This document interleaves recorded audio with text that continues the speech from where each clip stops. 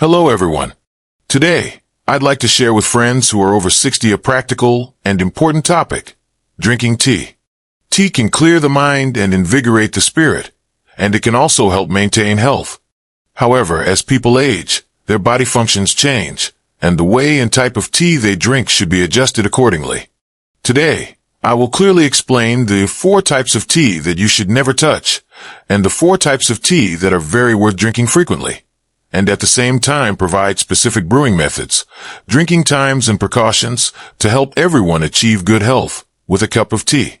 Remember to subscribe and like so that you won't miss a very useful channel. We'll delve into more daily foods that can quietly improve your health from the inside out. Let's first talk about the 4 types of tea that should not be touched. The first category is strong tea and ultra-concentrated tea beverages. Many people, for the sake of taste or a sudden boost, put a large amount of tea leaves at one time or repeatedly steep until the tea soup is extremely dark. Such tea contains a relatively high amount of caffeine and tannic acid, which can irritate the gastric mucosa, affect sleep, and may also cause palpitations or fluctuations in blood pressure. Especially when consumed on an empty stomach, the risk is even greater. The second category consists of flavored tea with added flavorings, colors, or preservatives, and cheap bottled tea. These products may not have obvious problems in the short term, but long-term intake of artificial additives will increase the burden on the liver and kidneys and is not safe for the elderly with reduced metabolic capacity. The third category consists of aged fermented tea of unknown origin or poor storage conditions, as well as inferior pure tea. If production and storage are not standardized, tea may contain microbial metabolic products or contamination residues. Long-term consumption can pose hidden dangers to the liver and kidneys. The fourth category is excessive iced tea and high-sugar tea beverages. Cold drinks can irritate the stomach and intestines, causing diarrhea or indigestion. High-sugar beverages can affect blood sugar and weight, and may also trigger problems such as arteriosclerosis. The above 4 types should be avoided or treated with caution by friends over 60 years old as much as possible. Then, it is mentioned that there are 4 types of tea that should be given priority and consumed frequently. The first type is mild green tea and white tea. White tea, with its simple processing and less fermentation, has a mild taste and contains more natural antioxidant components, making it suitable for elderly people with weak constitutions or sensitive stomachs. Green tea also has the advantages of antioxidation and aiding digestion, but it should be brewed at a slightly lower temperature to reduce irritation. The second type is lightly fermented oolong tea. Oolong tea lies between green tea and black tea, featuring both refreshing and moisturizing properties. Moderate consumption can help regulate blood lipids and metabolism, but it is advisable to choose lightly roasted varieties that are not overly strong. The third type is the combination of decaffeinated or low-caffeine herbal tea with food and medicine, such as chrysanthemum with wolfberry, hawthorn with dried tangerine peel, etc. These combinations are mild and highly targeted and can help improve eyesight, aid digestion, and regulate emotions. The fourth type is herbal tea that promotes diuresis, clears heat, and has low irritation, such as lotus leaf tea and bamboo leaf tea. It is suitable to be used as an auxiliary conditioning under the advice of a doctor.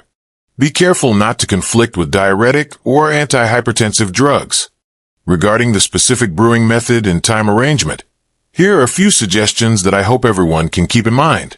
First, do not drink tea on an empty stomach immediately after getting up in the morning. Drink a cup of warm water first, and then drink light tea after a while. Second, do not drink strong tea immediately after a meal. It is best to wait for half an hour to an hour to avoid affecting nutrient absorption. Thirdly, avoid high caffeine tea in the late afternoon and before going to bed to prevent it from affecting sleep. Fourth, the brewing process should follow the principle of small amounts and multiple infusions, moderate temperature, and short time. Less tea leaves should be used, and more infusions should be made. The first infusion can be discarded or used for cleaning.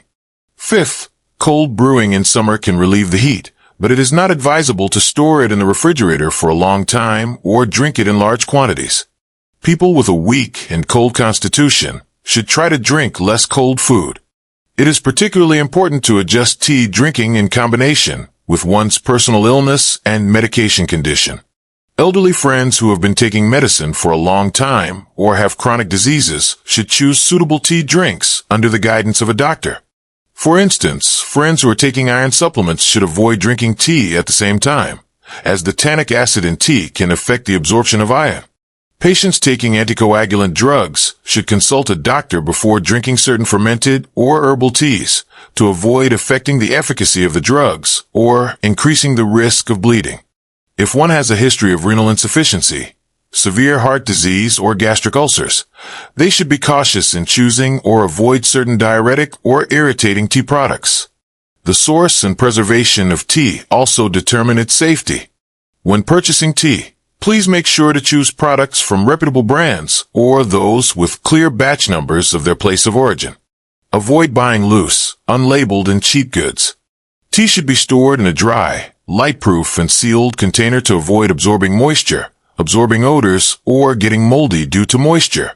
Special attention should be paid to the source and authenticity of flower and plant materials, and traceable raw materials should be selected as much as possible.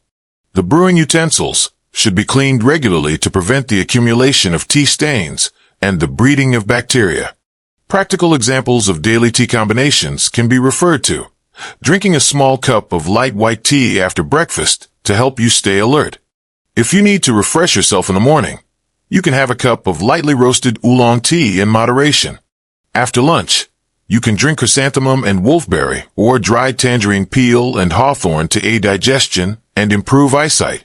Try to choose herbal tea or decaffeinated tea after 4 p.m. If you want to sleep better in the evening, it is advisable to choose chamomile or light goji berry tea. It is advisable to drink 150 to 300 milliliters each time. The total daily intake should be controlled between 300 and 800 milliliters and adjusted flexibly according to personal conditions. In addition, the etiquette and psychological effects of tea drinking should not be ignored. Drinking tea is not only a physiological supplement, but also a way to socialize and regulate emotions. Drinking tea with relatives and friends can help us share our feelings, relieve boredom, and promote physical and mental health. Savoring the aroma of tea alone can help relax the mind and relieve anxiety.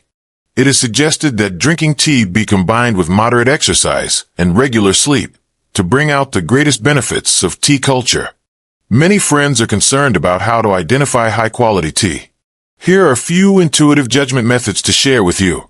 Observe the appearance, smell the aroma, observe the color of the tea soup, and taste the flavor. High-quality tea leaves have intact shapes, natural colors, and pure aromas. After brewing, the tea soup is clear and bright, with a sweet aftertaste and no bitterness. When purchasing, it is also necessary to check the production date, shelf life, and place of origin information to avoid buying goods that have been stored for too long or of unknown origin. Finally, here are some simple and clear taboos and tips for everyone to apply in daily life. Do not drink strong tea on an empty stomach. Do not drink strong tea immediately after meals. Do not drink high caffeine tea before going to bed. And do not drink tea containing flavoring or of unknown origin for a long time. Drink less sweet beverages and less cold drinks. The tips are: mainly use light tea, in small amounts and frequently. Pay attention to the time interval between tea and medicine. Purchase regular products and keep the tea sets clean. Here are a few more practical tips. It is very crucial to control the water temperature and the amount of tea when brewing. The common empirical value is to add 1.5 to 3 grams of tea leaves for every 150 milliliters of water. The water temperature depends on the type of tea. For white tea and green tea, it is about 80 to 85 degrees Celsius. Oolong tea can be brewed at 85 to 90 degrees Celsius. For black tea and pu'er tea, water close to the boiling point can be used. However, the elderly should avoid strong brewing at high temperatures. If you want to make a simple judgment on whether it is suitable, you can observe changes in sleep, gastrointestinal tract, and heart rate after continuous consumption for a week. If there is any discomfort, immediately reduce the concentration or stop drinking. At the same time, Developing the small habit of recording your tea drinking reactions will help you find a recipe that suits you better. May every friend be able to balance the taste and health while savoring tea carefully.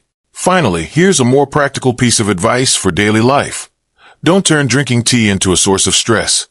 If you don't get used to it at first, you can gradually change it. Reduce the amount of tea you drink a little each day, or switch to decaffeinated herbal tea.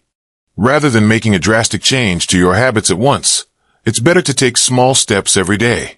Observe your body signals, and gradually find the most suitable rhythm for drinking tea. Health is a steady stream.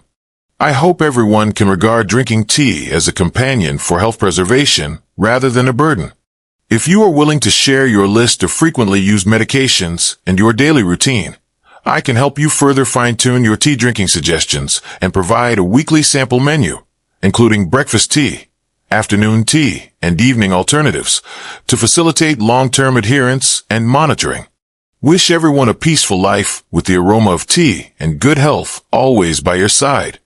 However, it should be noted here that although soup is nutritious, it also has a high fat content. When having soup, it's best to skim off the upper layer of fat and only drink the clear part of the soup. This is healthier and easier to absorb. Don't forget to subscribe and like so you won't miss the next video. We'll delve into more daily foods that can quietly improve your health from the inside out. Please take good care of your physical strength before we meet next time.